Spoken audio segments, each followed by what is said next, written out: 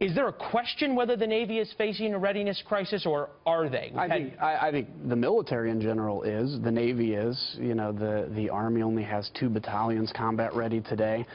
It's a big problem. Part of it is the spending. When we did sequester, we capped what we could spend, and every year we give a pay raise to the military, as we should. They deserve every penny and more.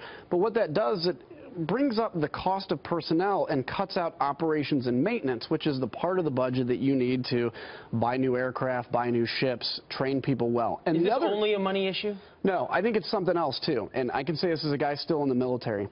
The amount of what I call ancillary training that we put on, whether it's sailors, airmen in my case, when I go in to do reserve duty, usually once a quarter you have to sit down and just do a bunch of computer-based training that has nothing to do with your ability to do your job. So I think part of it's a cultural issue in the military. Is this like political correctness run amok? You're doing sensitivity training and all this other nonsense? Some of it is. Some of it's, you know, information awareness, and you have to go on to this basically computer site, and you have this list of 10 things you have to check out, and so you're flipping through a PowerPoint to get it done. Now, some of that is good, talking about how to prevent hacking from your email system, but at the same time, a lot of it is either congressional leadership or military leadership covering themselves by saying, well, if there's a problem, at least I put a CBT, a computer-based training up, and it takes away from people, especially reservists, the ability to go and train with the limited time they have.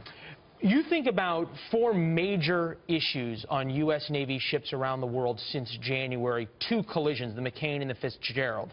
You think about the Marines stand down for all of their planes after their crashes, Army Black Hawk helicopter crash. If this was a commercial airline, or if this was a cruise ship company, the government would come in and shut them down for safety violations. Yeah. Is there a time that there has to be a wholesale change? Well, I think a time for a change is now. I think there's a number of factors that go into this. As we find out what happened to the McCain, we'll know more. But, look, there's always been training accidents. Military is inherently dangerous, even in peacetime and even in peacetime operations. But to see 2 Navy ships collide, I mean, look, this is not... Carnival Cruise has a better record than that. Right, yeah, and it's not like, going down an interstate and getting into a car wreck. This takes a lot of time to see these collisions coming. Something is going on. We have the best military and, bar none, the best people in the military, but there is something that's missing, and we got to figure out what that is. It's not just, as terrible as it is, the loss of life, it's the loss of equipment, the money spent to repair, and frankly, what it does to our reputation as a country. Specifically to the McCain and Fitzgerald, and some of our Pentagon folks, Lucas Tomlinson, pointing this very important point out. Those both are Aegis-class destroyers that could be used to shoot down North Korean missiles. They're both based in the Pacific.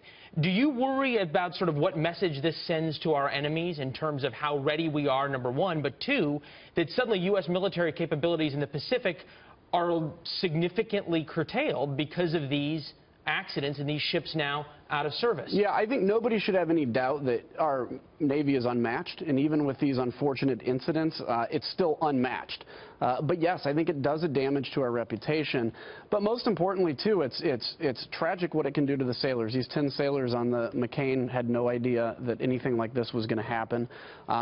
And so, yeah, it's extremely essential that we figure out what's going on, whether it's a cultural issue in the military, whether it's a leadership issue, or whether it's spending. It's probably all the above. We got to get this taken care of.